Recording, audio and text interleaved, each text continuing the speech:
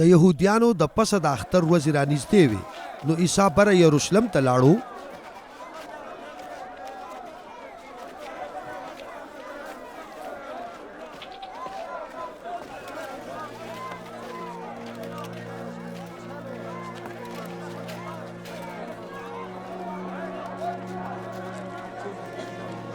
Loco, hey, kijk hier, man.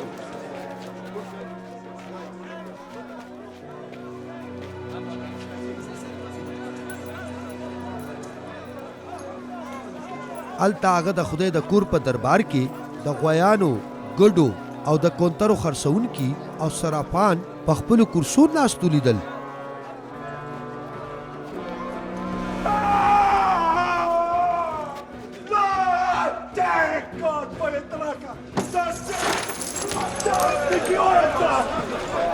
عیسی د پړي کوړه جوړه کړه او د خدای د کور د سوداګر ګډې او غویان بهر وشړل.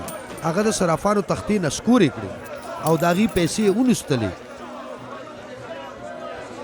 بیا هغه د کونترو خرڅونکو ته وفرمایل دا څیزونه دلته اخوا کوئ، زما د پلار د کور د بازار مه جوړوئ.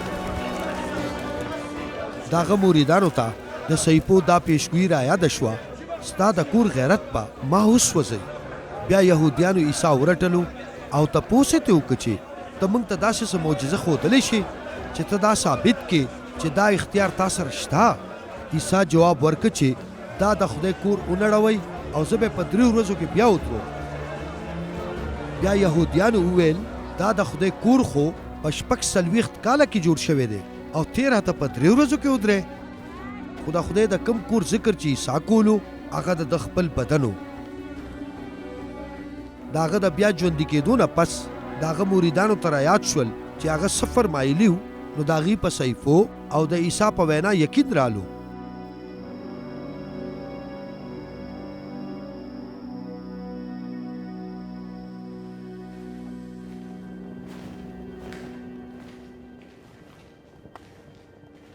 کله چې عیسی د پسه د اختر دپاره په یروشلم کې تیره و نو خلکو هغه معجزې ولیدې کومې چې هغه ښکاره کړې او ډېرو خلکو په هغه ایمان راوړو.